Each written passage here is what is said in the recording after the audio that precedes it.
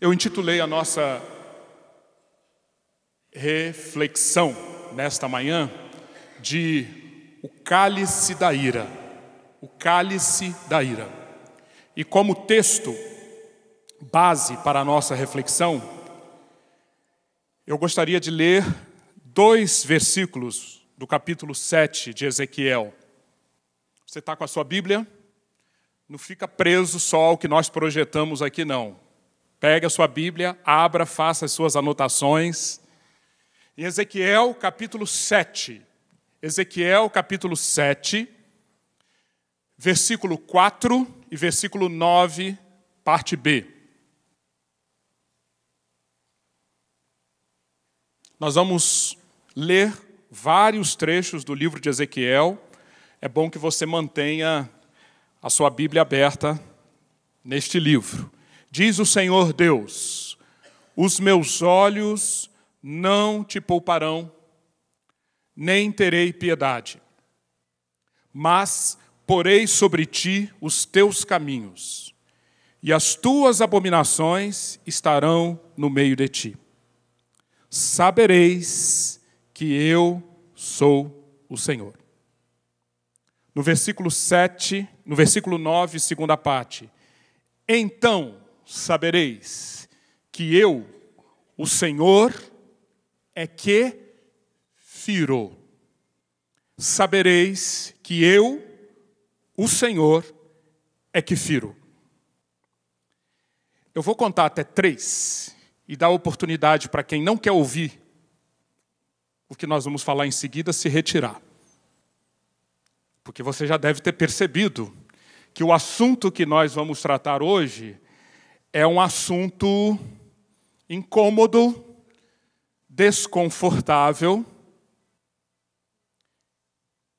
e, para muitos, intolerável. Então, para não ficar mal, assim, ter muito movimento durante os minutos, eu posso dar 3 aí, contar até 3 para você poder sair.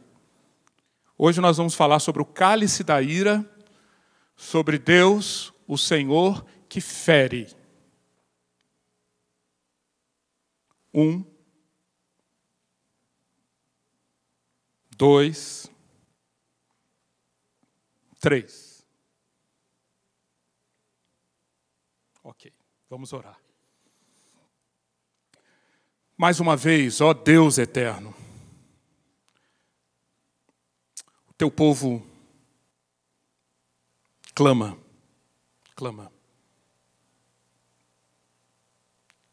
para que aconteça aquilo que só tu podes fazer. Tocar este coração tantas vezes insensível, essa mente sem foco, desconcentrada, as emoções que tantas vezes querem estar no controle, enfim, tocar todo o nosso ser, de tal maneira que tenhamos ouvidos para ouvir tua voz. Faze isso, Senhor, nós suplicamos e oramos no nome de Jesus. Amém. Este tema, o cálice da ira, o Deus que se ira, o Deus que julga, o Deus que fere, ele é extremamente importante, na minha visão, primeiramente porque é um tema, em geral, muito evitado. Você se lembra qual foi a última vez que você ouviu uma pregação sobre a ira de Deus, sobre o cálice da ira? Você se lembra? Ok. Por quê? Porque esse aspecto de Deus, tão ressaltado nas Escrituras, se você procurar qualquer concordância bíblica e buscar no Antigo Testamento e no Novo Testamento versículos que falem sobre um Deus em julgamento, um Deus furioso, um Deus que se ira, um Deus que fere, você vai ficar espantado com o número de ocorrências. Tem muitas ocorrências. E a frequência com que esse tema aparece nas Escrituras não é proporcional com a frequência com que ele aparece no púlpito, ou a frequência com que ele aparece nas classes de ensino, nos grupos pequenos. Podemos imaginar por quê.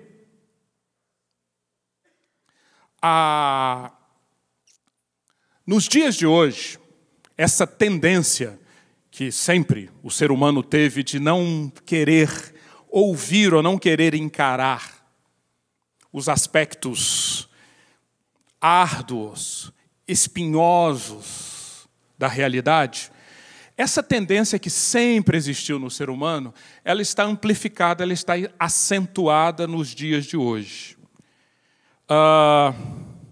Se a gente pudesse definir a nossa geração, século XXI, tempos pós-modernos, nós poderíamos dizer que é a era da personalização. Você concorda comigo?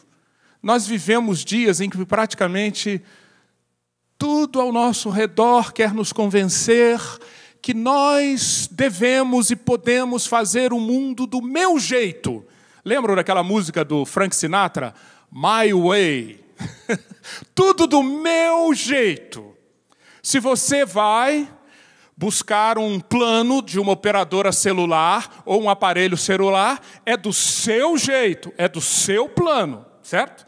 Se você vai comprar um carro, é o máximo de personalização possível. Se você, e isso aqui mexe muito com cada um de nós, porque essa é uma tendência que veio para ficar. Se você quer assistir televisão, se você quer entretenimento, é do seu jeito. Você já percebeu que esse é a grande razão do sucesso da Netflix? A Netflix, eu não vou perguntar aqui, aí é propaganda. Quantos tem Netflix? Quantos acessam a Netflix? Para quem não sabe, é um serviço que tem na internet para você, em resumo, assistir televisão do seu jeito. Aquele mundo antigo, que as operadoras de televisão, sinal aberto, sinal fechado, faziam a programação do jeito delas. Às 8h30 da noite, eu tenho um encontro marcado com o Jornal Nacional. Era do jeito dela, né? Sábado, às 21 horas, vai passar Velozes e Furiosos 52. Você tem que estar lá, no encontro marcado, sábado, às 9h30, para assistir Velozes e Furiosos 52. Esse mundo está dando lugar a um outro. Para com isso! Eu sentei agora aqui, na minha cadeira, eu quero assistir a televisão do meu jeito, certo? Quanto a isso, problema nenhum. Que bom que a tecnologia está trazendo esses avanços para nós. Porém, um perigo muito grande existe quando nós, aos poucos, vamos nos acostumando a um modelo mental em que tudo é assim. Inclusive a revelação de Deus, do meu jeito. Bibliaflix, ao invés de Netflix. O que é Bibliaflix? Está lá, 66 livros. Não é assim que é a Netflix? Toneladas de programas. Eu vou e escolho. Eu estou triste. Estou sorumbático, cabisbaixo. Vai lá, clico num salmo. Oh, maravilha! Que coisa maravilhosa!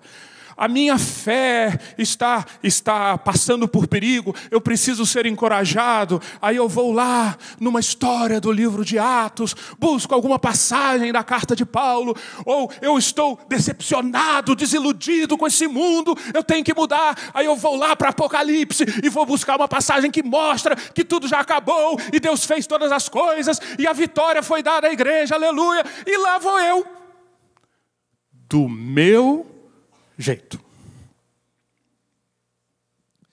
Meus queridos, Paulo ensina aos Romanos, no capítulo 15, versículo 4. Tudo o que foi escrito no passado foi escrito para nos ensinar de forma que, por meio da perseverança e do bom ânimo procedentes das Escrituras, mantenhamos a nossa esperança. Você entendeu o que Deus está dizendo através do apóstolo? Paulo não diz que algumas passagens, alguns textos, alguns ensinos sobre alguns aspectos de Deus, algumas histórias, essas foram escritas para nós. Paulo diz que tudo, você pode dizer comigo? Tudo o que foi escrito. Quem é você? Quem sou eu para querermos adotar em relação às Escrituras uma postura my way, Bíblia Flix? Você percebe o absurdo? E é por isso, em grande parte das vezes, que no final das contas, o processo que Paulo sintetiza aí, Deus reconhece que nós precisamos de esperança. Nós somos movidos à esperança. A esperança viva, que 1 de Pedro diz. Mas a esperança é o fruto de uma sequência de escolhas que eu faço, que começa em dedicar-me a aprender, a ouvir, a meditar em tudo que foi escrito. Porque por meio disso vai crescendo a minha perseverança e o meu bom ânimo. Você entendeu? Tudo que foi escrito, se eu me dedico a isso, eu recebo perseverança e bom ânimo. E com perseverança e bom ânimo, qual o fruto que eu colho? Qual é o fruto? Esperança. Você entende? E é por isso que eu quero trazer para nós hoje um convidado muito especial. E ele é muito especial, entre outras coisas, porque ele é um dos escritores da Bíblia, ou um dos livros da Bíblia, mais negligenciado. Eu quero hoje trazer aqui, convidar para a nossa reflexão, o profeta Ezequiel.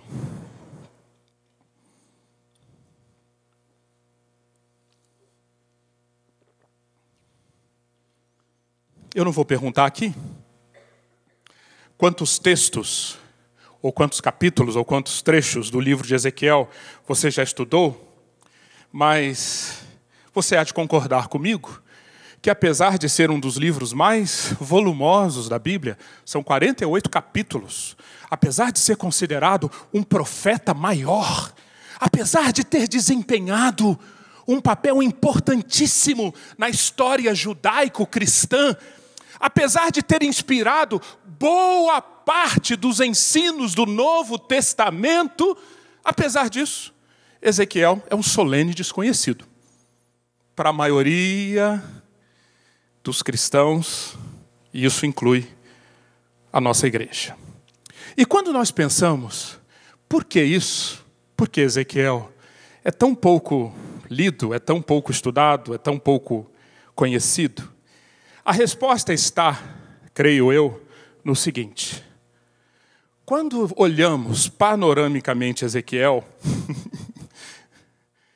nós olhamos, percebemos o seguinte, que a mensagem de Ezequiel foi dada num momento muito particular, importantíssimo e tenebroso da história da salvação. O momento em que, como poucos, Deus derramou o cálice da sua ira. Como poucos, eu digo em intensidade. Ezequiel, dos seus 48 capítulos, praticamente 2/3 dedicam-se, sabe para quê? A anunciar: o cálice vai ser derramado. Ao dizer, o cálice está sendo derramado. E depois, o cálice foi derramado. 33 capítulos 33 capítulos num ambiente de julgamento. Num ambiente em que se respira aquela temperatura elevada do furor do Deus eterno, do cálice da ira sendo derramado. Obviamente, o livro não termina assim. Do capítulo 34 ao 48, as mensagens são de restauração. Mas eu acredito que Ezequiel é tão pouco valorizado, é tão pouco aprendido. Por isso, quem gosta de ficar lendo sobre castigo, sobre fome, sobre peste, sobre guerra, sobre idolatria, sobre pecado? Quem gosta? Ninguém, né? Ótimo. Só que tudo o que foi escrito é para nosso ensino, para que pela perseverança e bom ânimo procedentes das Escrituras, mantenhamos a nossa esperança. Eu falei esperança, né? Perseverança e bom ânimo procedentes das Escrituras, mantenhamos a nossa esperança.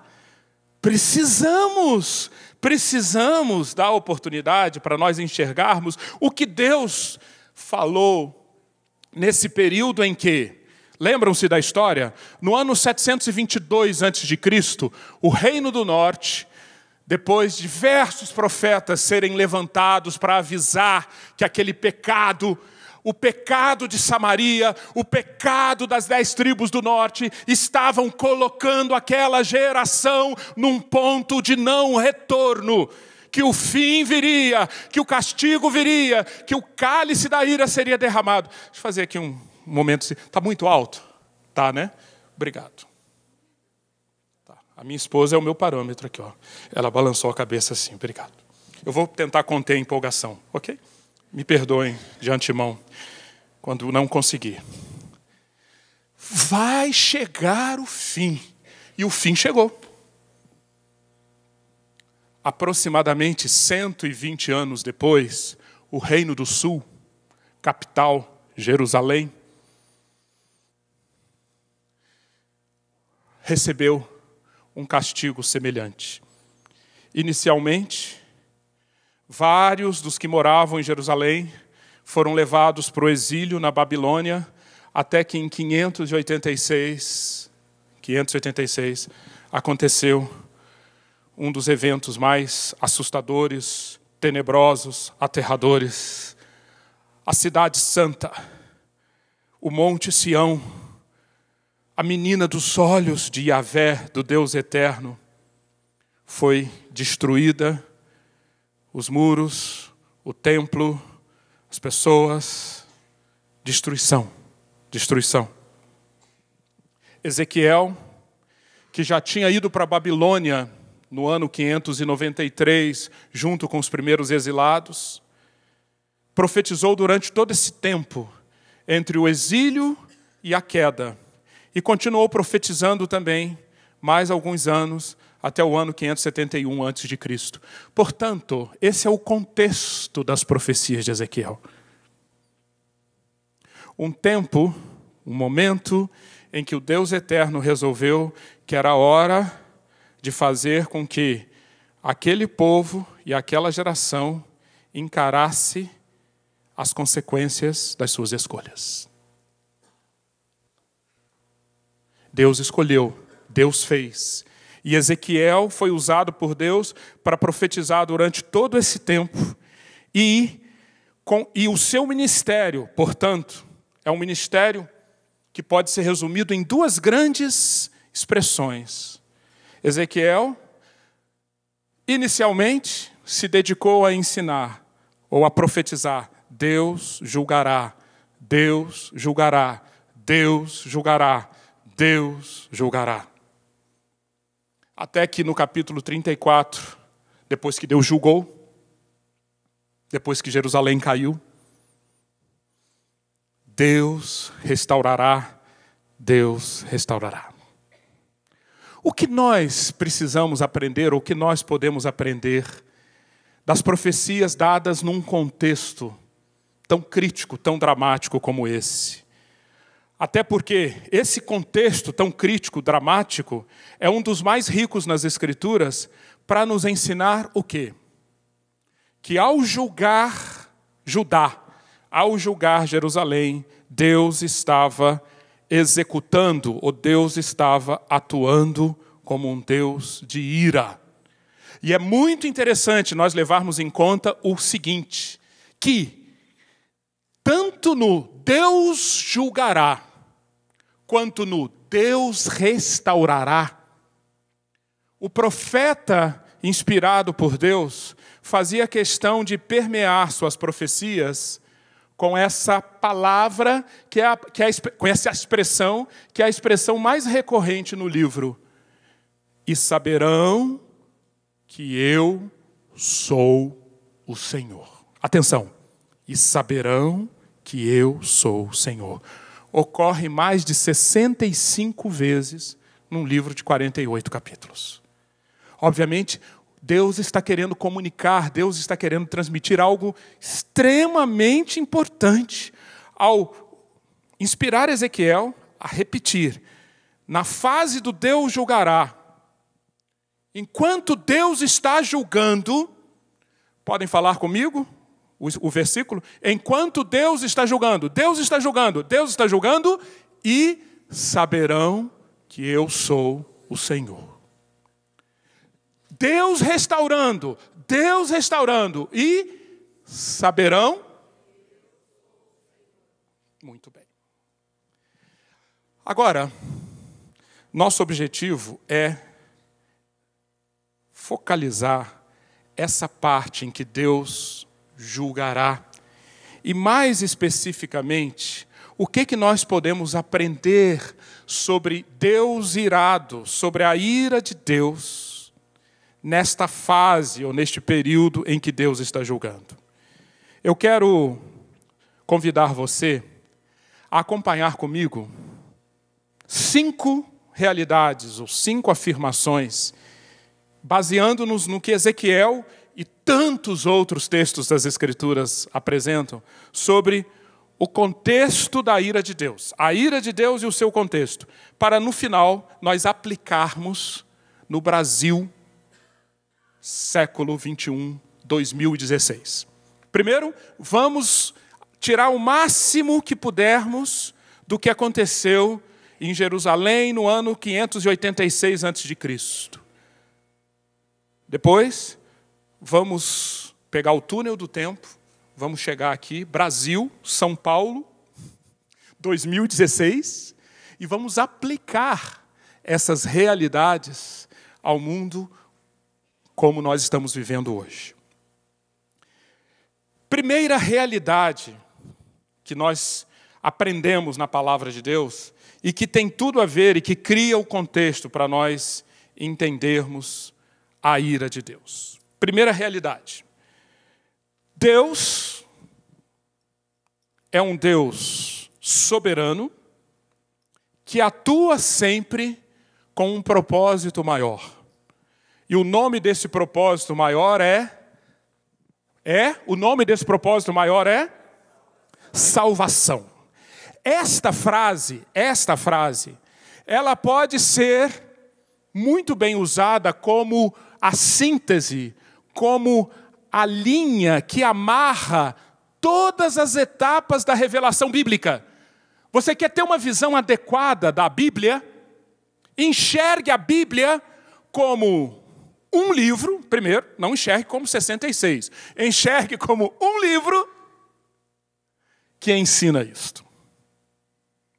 Do Gênesis ao Apocalipse, incluindo Ezequiel, nós temos um Deus soberano atuando com um propósito maior. E isto é um contexto adequado para nós identificarmos e nós enquadrarmos por que está acontecendo aquele julgamento, qual o significado do Deus julgará.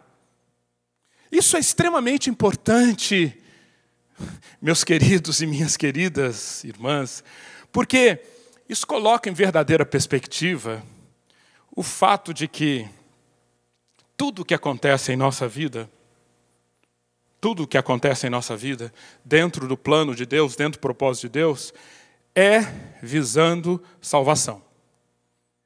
Agora, salvação em que sentido? Muito bem, chamemos Ezequiel. E Ezequiel, no último, ou nas últimas palavras do livro, ele decifra, ele nos dá a chave para nós entendermos o que é esta salvação. As últimas palavras do livro de Ezequiel, depois de 33 capítulos sobre Deus julgará, depois de mais 15 capítulos sobre Deus restaurará, o livro de Ezequiel termina com essa palavra deliciosa, proferida pelo Deus eterno. Daquele momento, vamos ler juntos? Vamos ler? E daquele momento em diante, o nome da cidade será... Qual será o nome da cidade? O Senhor está aqui. Você que se delicia com isso, que se extasia diante dessa demonstração maravilhosa da graça, do amor, da salvação, de um Deus que coloca em ordem todas as coisas. Você que tem o coração aquecido com isso, vai falar comigo de novo. Vai falar? O Senhor está aqui. Aleluia. Isso é salvação. Isto é salvação. É Deus fazendo ao longo da história, em todos os tempos, de diversas formas, julgando e restaurando. Deus fazendo o quê? Tudo o que é necessário para que a criação dele, nós, seres humanos, possamos de novo resistir à presença dele. Resistir, conviver com a presença dele. Gênesis 3 e os capítulos seguintes de Gênesis mostram como perdição é essa incapacidade que se instalou no ser humano e em toda a criação, incapacidade de conviver com a presença de Deus. Isso é perdição. Logo, salvação é tudo que Deus tem que fazer visando que aquilo que foi perdido seja resgatado. E o que foi perdido? O Senhor está aqui. A nova capacidade de convivermos com a presença de Deus. Eu fico muito incomodado, quando vejo tantos em nosso meio, no cristianismo em geral, com uma visão tão parcial, tão limitada de salvação. O que é salvação? A salvação é: Cristo morreu por mim, meus pecados foram perdoados, estou livre da pena eterna, vou para o céu, glória a Deus, aleluia. Se você perguntar, talvez 8 em cada 10 respondam isso. Está certa a resposta? Está certa?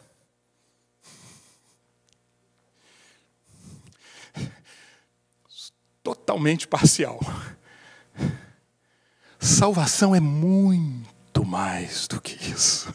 Eu concordo, só isso já seria motivo suficiente para nos deixar a eternidade toda ajoelhados, adorando a Deus, porque nossos pecados foram perdoados, Cristo morreu, eu não preciso mais encarar a cólera de Deus, aleluia. Mas, queridos, é muito mais do que isso. Esta é a base, este é o ponto de partida. Salvação eu poderia aqui citar muitos textos, mas salvação é João 17. Jesus ali prestes a fazer o seu sacrifício último, o seu sacrifício maior, o filho fala com o pai, e ao falar com o pai, ele diz: Pai, eu estou prestes em outras palavras, a morrer por esses que tu me destes, eles me viram, eles foram influenciados por mim, mas Pai, eu não vejo a hora, sabe de quê, Pai? Eu não vejo a hora de isso se completar para que onde eu estiver, eles também estejam e vejam a tua glória. É isso, salvação. Quero que onde eu estiver, eles também estejam e contemplem, e desfrutem, e experimentem, e convivam com a glória da tua presença. Isso é salvação. Se isso é salvação, Deus vai fazer tudo o que for necessário para que esse propósito seja alcançado. E aqui nós temos a segunda realidade. Primeira realidade, um Deus soberano atuando na história para levar tudo ao seu final, salvação. Segunda realidade, esse Deus, além de soberano, Ele é zeloso. Aleluia, Ele é zeloso. E aqui nós temos outro problema muito sério de miopia, de simplificação daquilo que é tão rico, que é tão completo. Muitos pensam que Jesus, quando aceitou a encarnação, vir à terra, viver, sofrer aquilo que sofreu e finalmente morrer na cruz, que Jesus fez uma filantropia, que foi um ato altruísta de Jesus. Não é isso? Puxa vida, que exemplo. Como se Jesus fosse aquela pessoa como nós, que vai e dia a dia, durante 33 anos, ele aguenta, como um filantropo, ou como alguém que altruisticamente faz sacrifícios e sacrifícios e sacrifícios, até que o último sacrifício acontece, morre na cruz, e aí pronto, ressuscita, voltou para o céu. Que alívio! Gente, que é isso? Leia as Escrituras. Esse Jesus que durante 33 anos viveu aqui, e depois, no Calvário, morreu, era um Jesus movido a paixão, a um zelo, a um coração ardente. E depois que ele sacrificou-se na cruz, ele igualmente continuou, e continua até hoje, glória a Deus, zeloso, apaixonado, para que a sua obra se complete, porque ele não vê a hora que aquilo que ele pediu ao Pai em João 17 cumpra-se plenamente. Quero que onde eu estiver, eles também estejam, para que contemplem a glória, para que estejam na tua presença. Isso é zelo. Esse é um Deus zeloso, apaixonado nas suas entranhas, para cumprir o seu propósito. Mas este zelo que se manifesta num Deus que se faz homem e se entrega totalmente para a redenção, é um Deus que intervirá quando o mal está presente.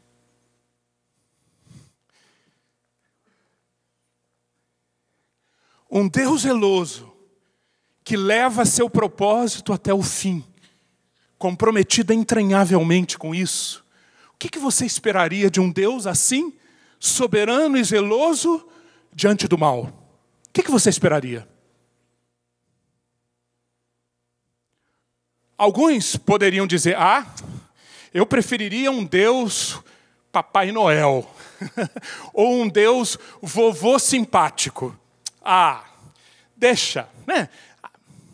Eu amo tanto, conhece essa expressão? Eu amo tanto as pessoas, eu amo tanto a criação, que, sabe, que nem um vovozinho que nunca faz, deixa para os pais para fazerem a correção do mal.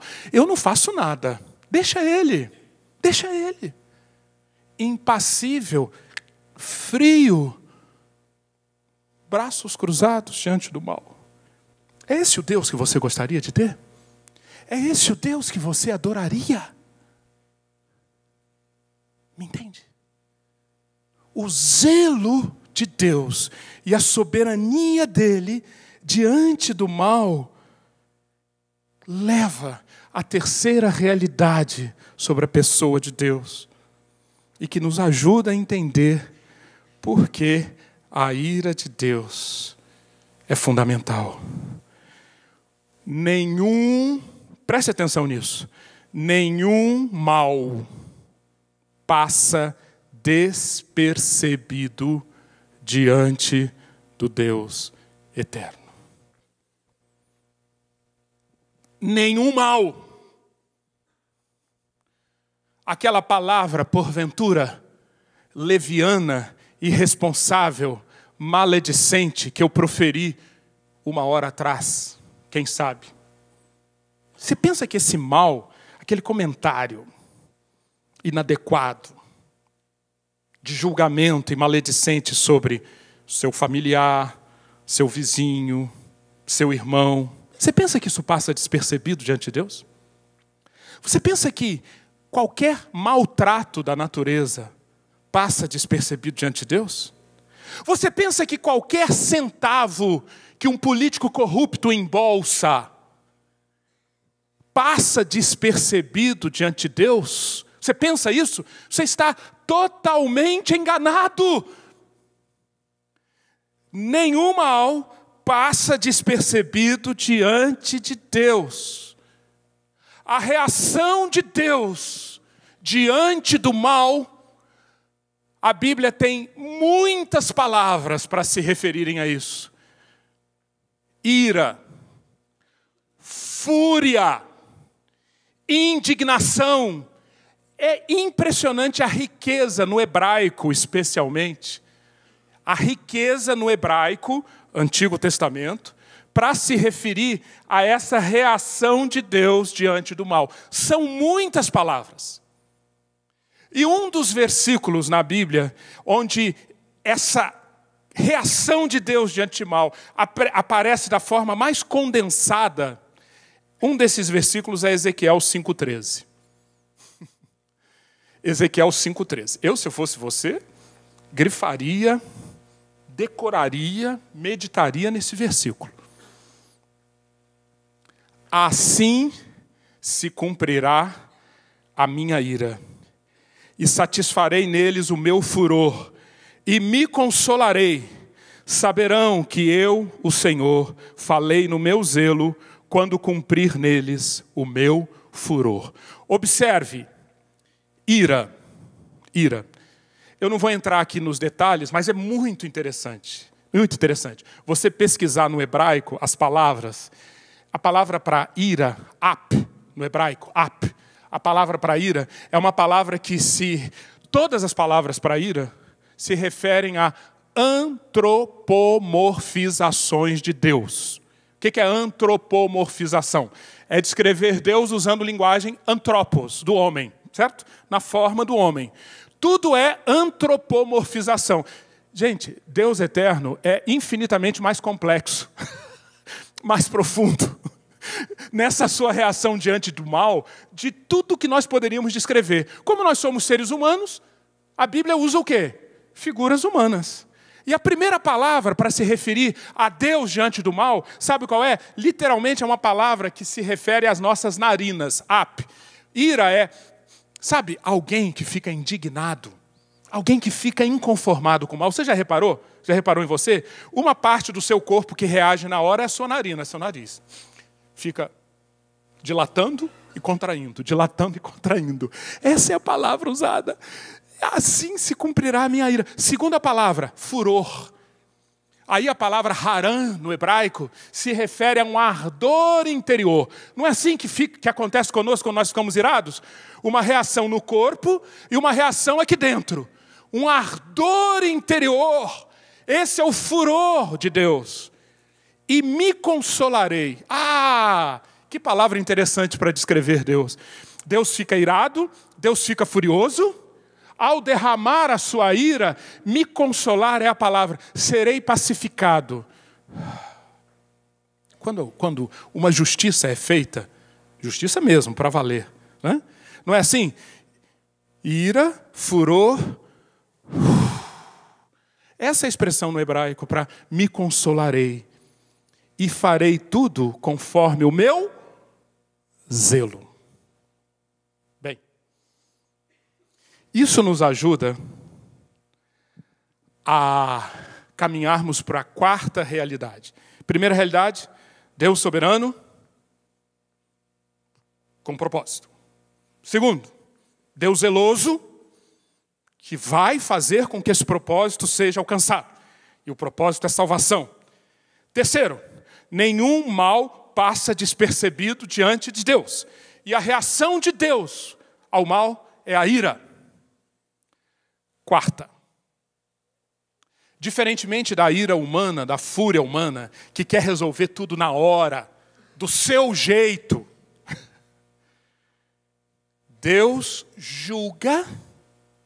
Ele não só fica irado, ele julga, e faz parte do julgamento de Deus decidir quando e de que forma cada mal será tratado. Entendeu? Há um julgamento. Cada mal debaixo do sol será tratado em tempos definidos por Deus. Salmo 75. Lindo salmo. E ao mesmo tempo aterrorizante. Salmo 75, versículos 2 e 3. Tu dizes, o salmista está falando sobre o Deus eterno. Eu determino o tempo em que julgarei com justiça. Quando treme a terra, com todos os seus habitantes, sou eu que mantenho firmes as suas colunas. Na mão do Senhor está um cálice cheio de vinho, espumante e misturado. Ele o derrama e todos os ímpios da terra o bebem até a última gota. Na mão do Senhor está um cálice cheio de vinho espumante e misturado. Essa figura, cálice, aparece muitas vezes na Bíblia. E na cultura oriental antiga, cálice era sinônimo de destino, sina. Sabe, aquilo de que você não pode se livrar. Na Bíblia, muitas vezes, isto é um cálice. Você vai ter que beber. Muitas vezes, é um cálice no sentido agradável.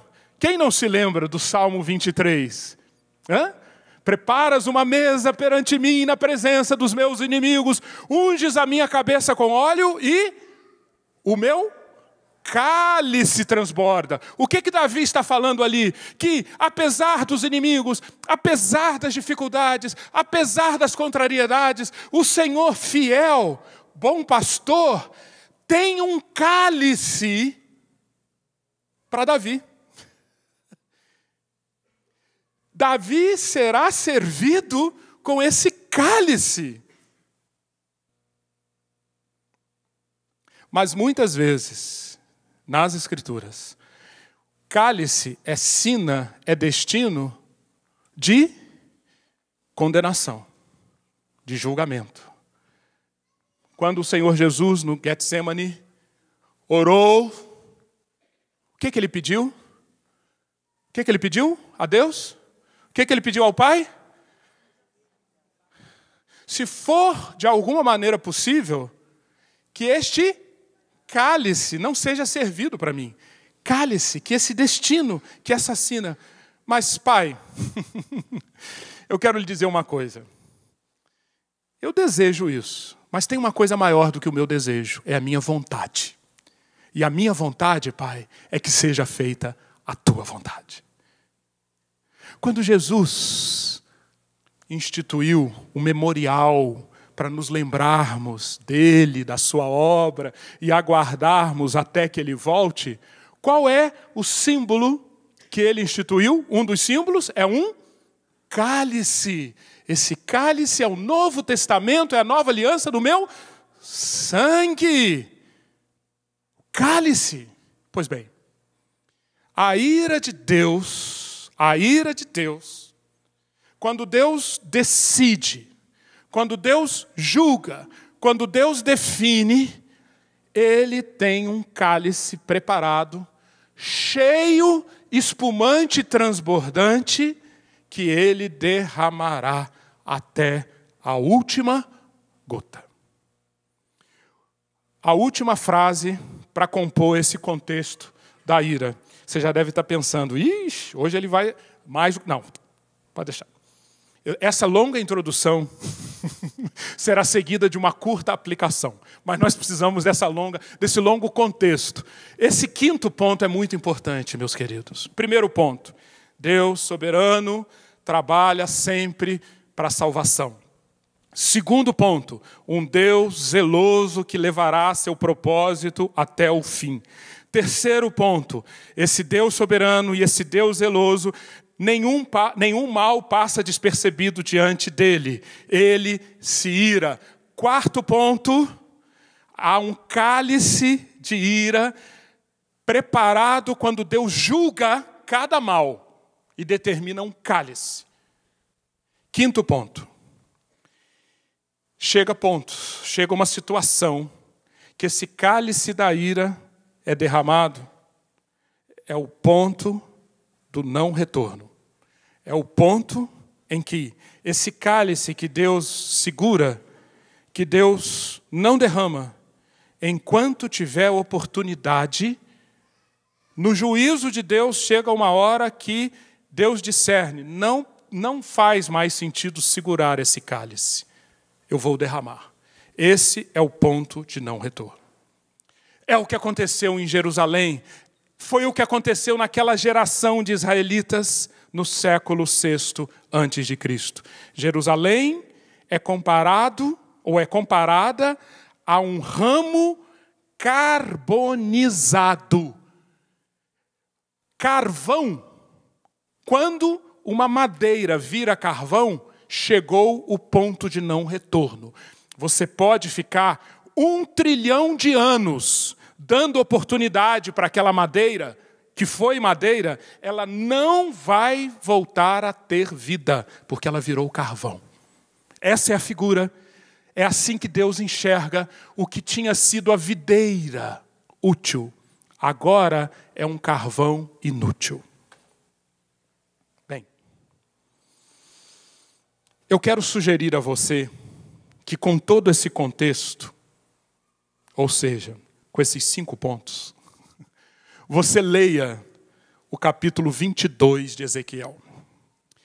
Atenção, eu vou só ler alguns versículos aqui, nós não temos mais tempo do que isso, mas eu quero sugerir que durante a semana você leia com mais atenção, porque você verá no capítulo 22 de Ezequiel a aplicação dessas 5 realidades acontecendo naquela geração. Deus explica, através do seu profeta, como que, numa síntese, numa forma sintética, por que o cálice da ira caiu sobre Jerusalém. 3 oráculos. Primeiro oráculo. Jerusalém, o cálice da ira cai sobre você porque a quantidade de idolatria e derramar de sangue no meio de ti é tão grande, isso está tão intenso, que você chegou a um ponto de não retorno. Você construiu tantos ídolos, você está com a sua vida tão habituada a depender dos ídolos, e você está aceitando tanto derramar de sangue, pessoas no meio do povo que eram assassinadas porque eram levadas a um julgamento injusto para que aquelas pessoas, ao morrerem, as suas propriedades passassem para outras. Esse era um tipo de sangue derramado. Crianças, filhos, eram levados a um altar dos ídolos e eram mortos, crianças mortas, assassinato dos seus próprios filhos, nos rituais aos ídolos. E uma série de outras iniquidades que você poderá ver quando ler esse versículo. Veja aqui só uma amostra. Olha só. Veio a mim esta palavra do Senhor: filho do homem, você a julgará, você julgará essa cidade sanguinária, então confronte-a com todas as suas práticas repugnantes e diga: assim diz o soberano Senhor, ó cidade que traz condenação sobre si mesma por derramar sangue em seu meio e por se contaminar fazendo ídolos. Você se tornou culpada por causa do sangue que derramou e por ter se contaminado com os ídolos que fez. Atenção, grifem essa frase: você deu cabo dos seus dias. Tremendo, né?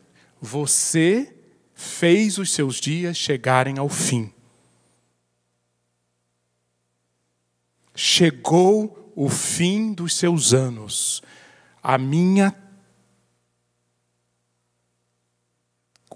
O cálice da minha ira será derramado sobre você. Por isso farei de você objeto de zombaria para as nações e de escárnio em todas as terras. Leia o restante até o versículo 16 e você vai entender esse primeiro oráculo. Segundo oráculo. Agora, o profeta usa a seguinte figura. A figura da pessoa que vai, toma um pedaço de metal, achando que ali tem prata. Mas ele quer só a prata. E ele sabe que num pedaço de metal, normalmente você tem impurezas. Você tem estanho, cobre, ferro. O que essa pessoa faz? Leva aquela prata para o forno. E aquece, e aquece, e aquece. E vai esperando que a prata se desprenda das outras substâncias. E depois de um tempo, para a surpresa dele, qual a conclusão que ele chega? Não tem 1 miligrama de prata. É tudo escória. Deus então diz: assim é você, Jerusalém, filho do homem, a nação de Israel tornou-se escória para mim. Cobre, estanho, ferro e chumbo deixados na fornalha, não passa de escória de prata. Por isso, assim diz o soberano Senhor: visto que vocês todos se tornaram escória, eu os ajuntarei em Jerusalém. E o texto continua, com o cálice da ira sendo derramado. Por quê? Só escória, nada se salva. Mas existe um terceiro oráculo. Capítulo 22, versículos 23 a 31. E o nome do terceiro oráculo é corrupção. O primeiro é idolatria e sangue no meio de ti. Segundo é escória, pura escória. Terceiro, corrupção. Jerusalém pode ser descrita, a sociedade de Jerusalém pode ser vista com essa pirâmide aqui. Existia a classe da realeza, descendentes de Davi. Depois havia oficiais, sacerdotes, profetas. Depois havia o povo, mas o povo que tinha propriedades. O povo que fazia a economia girar. E lá na base da pirâmide, os camponeses mais pobres. Deus olhou Jerusalém e enxergou que a corrupção estava em que nível? Leia o profeta e você vai ver a aterradora declaração. A casa de Davi, a realeza, há nela uma conspiração de seus príncipes, como um leão que ruge ao despedaçar sua presa. Meus queridos, que quadro terrível! A casa real que foi feita para proteger, para guardar, para fazer tudo o que fosse necessário para que o povo tivesse prosperidade, eles se tornaram como leões que rugem quando despedaçam as presas. Você já viu um leão despedaçando a presa? Já viu? Procure ver. Essa é a figura que o profeta usa para se referir à casa real. devoram pessoas, apanham tesouros e objetos preciosos e fazem muitas viúvas. Ah, mas os oficiais, os sacerdotes e os profetas, esses não foram atingidos pela corrupção. Seus sacerdotes cometem violência contra a minha lei, profanam minhas ofertas sagradas, não fazem distinção entre o sagrado e o profano, ensinam que não existe nenhuma diferença entre o puro e o imundo, fecham os olhos quanto à guarda dos meus sábados, de maneira que aqueles que foram colocados, constituídos para me honrarem, são um foco de desonra. Continuo falando alto, né? Meryl, estou falando muito alto? Agora é tarde demais, né? Já estou acabando. E os oficiais, e os líderes, e os ministros, e o Estado. Seus oficiais são como lobos que despedaçam suas presas. Que coisa, hein? Leão despedaçando presa. Lobo despedaçando presa. Derramam sangue e matam gente para obter ganhos injustos. E os profetas? Seus profetas disfarçam esses feitos, enganando o povo com visões falsas e adivinhações mentirosas. Dizem, assim diz o soberano Senhor, quando o Senhor não falou. E os proprietários? E os proprietários de terra? E os donos do comércio? O povo da terra pratica extorsão e comete roubos, oprime os pobres e necessitados, maltrata os estrangeiros, negando-lhes justiça. Você notou? Primeira camada, segunda camada, terceira camada, quarta camada. Corrupção. É por isso, Jerusalém. É por isso que o cálice da minha ira será derramado sobre você. Eu não vou abrir mão, diz o soberano, do meu propósito de salvação para proteger você. Eu sou zeloso. Nenhum mal passa despercebido diante de mim. Eu julgo. E pesado você foi na balança. E o diagnóstico é: não tem retorno. O ponto de saturação foi alcançado. Deus, com a sua ira, o caráter de Deus julgando Jerusalém no 6º século antes de Cristo. Agora fica a pergunta: e no Brasil, ano 2016? É diferente? Deixe-me propor para você, óbvio, eu não consigo ser exaustivo aqui. A gente pode conversar mais sobre isso em outro contexto. Mas eu quero fazer algumas provocações para você. Quando saímos do ano 586 a.C. e chegamos ao ano 2016, queridos, os pontos acerca de Deus, do caráter de Deus, da ira de Deus, os pontos estão exatamente os mesmos. E esse Deus está olhando o nosso país. Nada passa despercebido.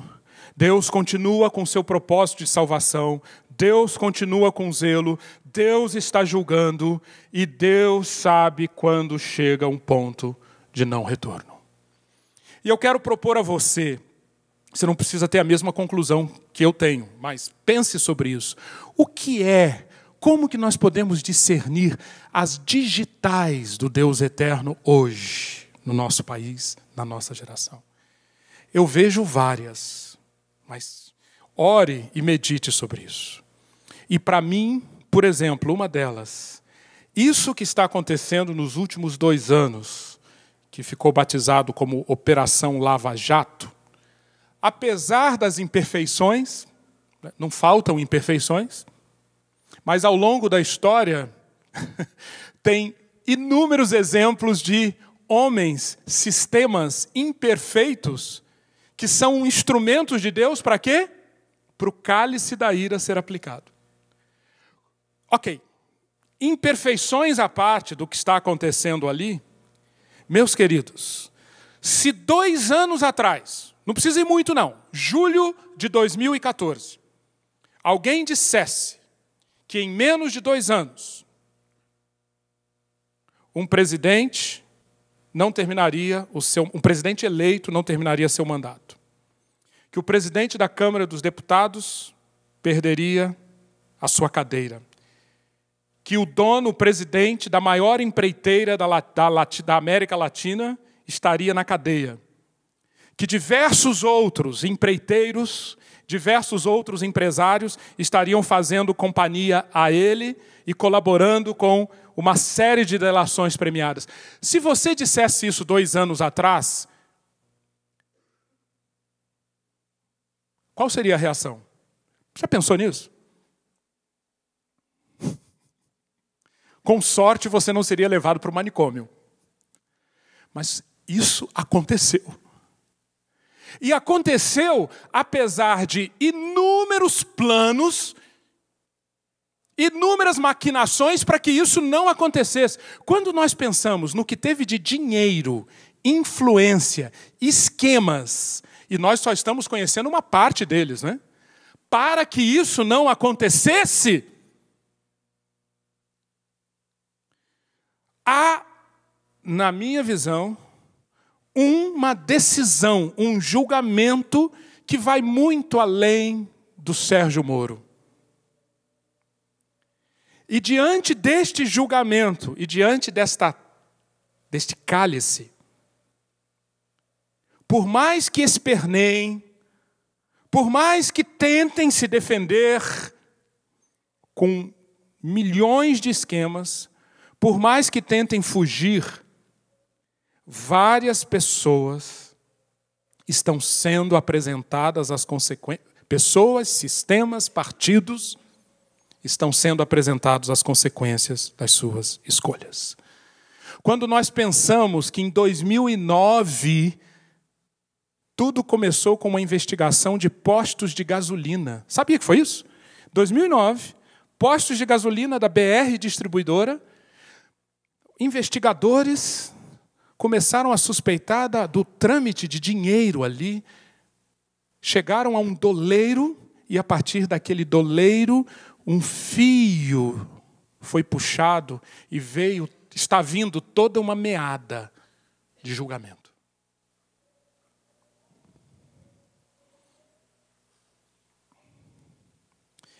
Em 2005,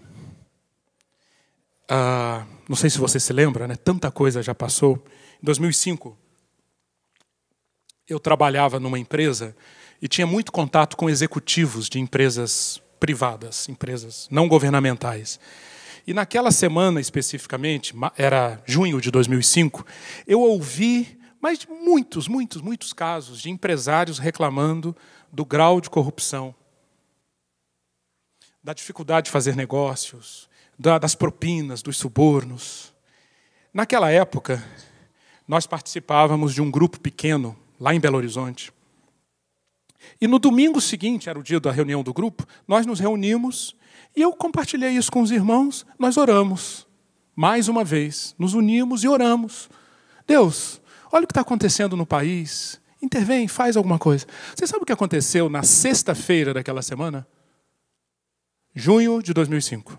Foi a famosa entrevista do Roberto Jefferson à Folha de São Paulo, que puxou o fio da meada, que trouxe o mensalão. O que eu quero dizer com isso?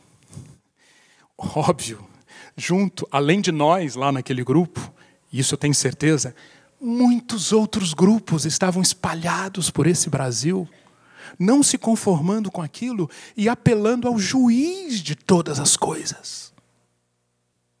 E pelos seus desígnios, pelos seus decretos, foi definido. Para esse escopo, chega!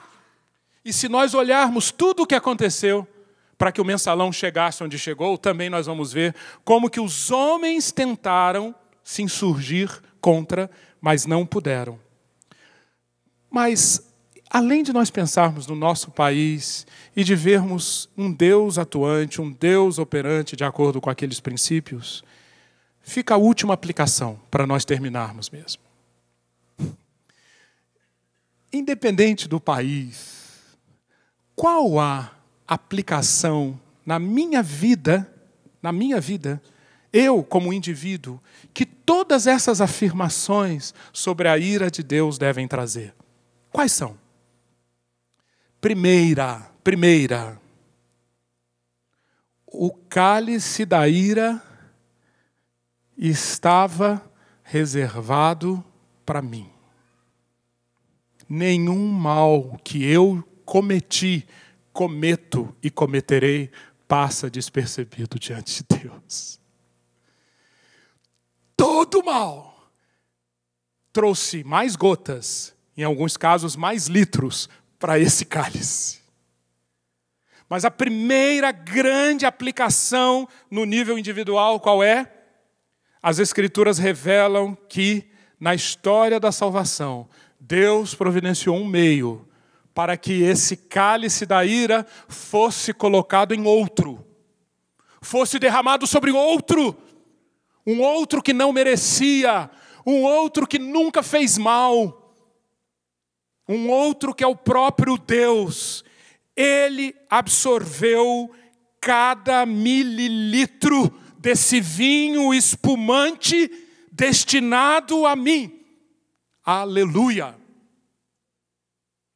Isso é real. Eu me aproprio disso, eu creio nisso. E dessa forma eu antecipo, eu posso ter a convicção de que a salvação é uma realidade para mim. Porque o cálice da ira foi derramado na cruz do Calvário. Mas a palavra de Deus ensina, por exemplo, em 1 Tessalonicenses 1, 9-10, como se voltaram para Deus, deixando os ídolos a fim de servir ao Deus vivo e verdadeiro e esperar do céu seu Filho, a quem ressuscitou dos mortos, Jesus. Eu gostaria que todos nós falássemos essa última parte. Jesus, que nos livra da ira que há de vir. Aleluia! Agora, esta realidade não é um cheque em branco para eu continuar a pecar.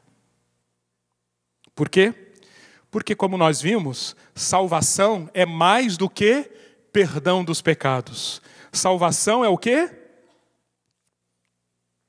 Revestimento para desfrutar para sempre da presença de Deus. Por isso, você que já aceitou o que Cristo fez por você, agora precisa aplicar essa realidade da ira de Deus no seu dia a dia para você não pecar. Sabe por quê? Porque o pecado, mesmo que não leve ao cálice da ira ser derramado sobre a sua vida, sabe o que o pecado faz? Ele mata áreas da sua vida que foram feitas para serem restauradas e participarem para sempre da eternidade. Por isso, Tiago diz: irmãos, não se queixem uns dos outros, para que não sejam julgados. Há um julgamento. Não é um julgamento para definir se você vai para o céu ou para o inferno. Mas é um julgamento para definir como você irá para o céu. Como você irá para o céu. Tiago está escrevendo para crentes aqui.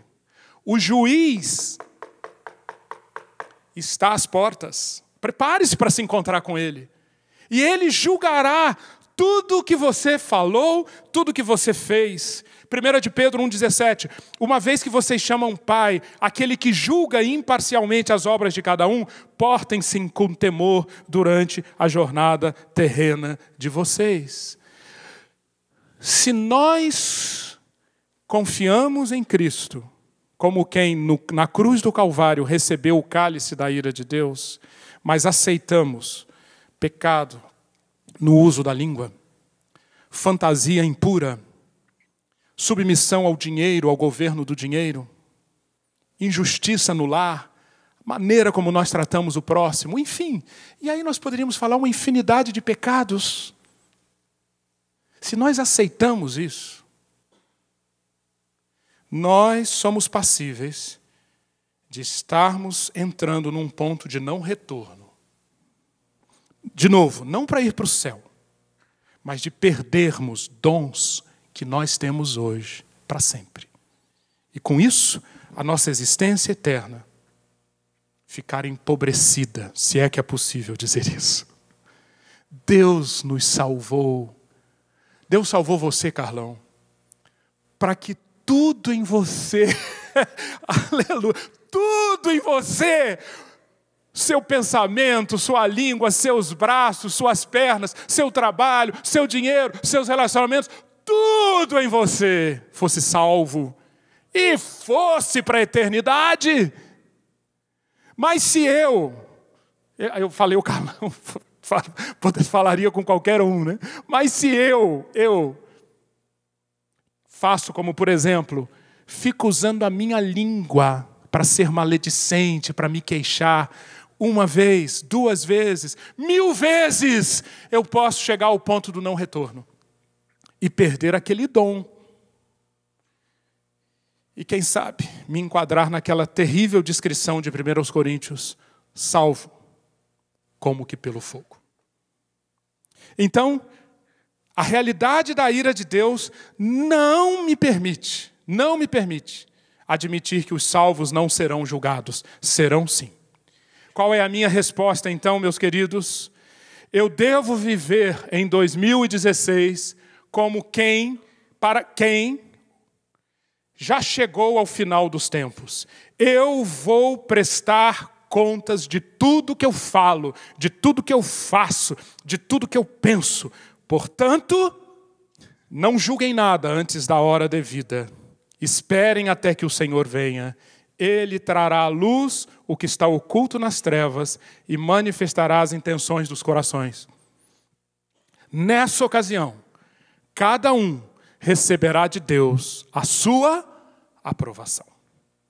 Eu gostaria então que agora nós orássemos, em cima de tudo que foi falado aqui, que permitíssemos que o Espírito Santo de Deus trouxesse a nossa consciência e imprimisse em nós essas realidades acerca de um Deus que julga, de um Deus que se ira, de um Deus diante de quem nenhum mal passa despercebido.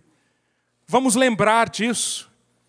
E vamos, primeiramente, aqueles que já estão ao pé da cruz, aqueles que se refugiaram na torre forte, que é a cruz, o sacrifício de Cristo. Vamos louvar porque o cálice da ira foi derramado sobre ele, e eu aceitei isso. Mas, ao mesmo tempo, como vai ser cantado agora, vamos tomar consciência de que o julgamento virá, o julgamento das nossas ações, das nossas palavras. E diante desse julgamento, nada ficará escondido. E vamos usar cada dia como uma oportunidade para permitir que tudo em nós seja aprovado naquele dia.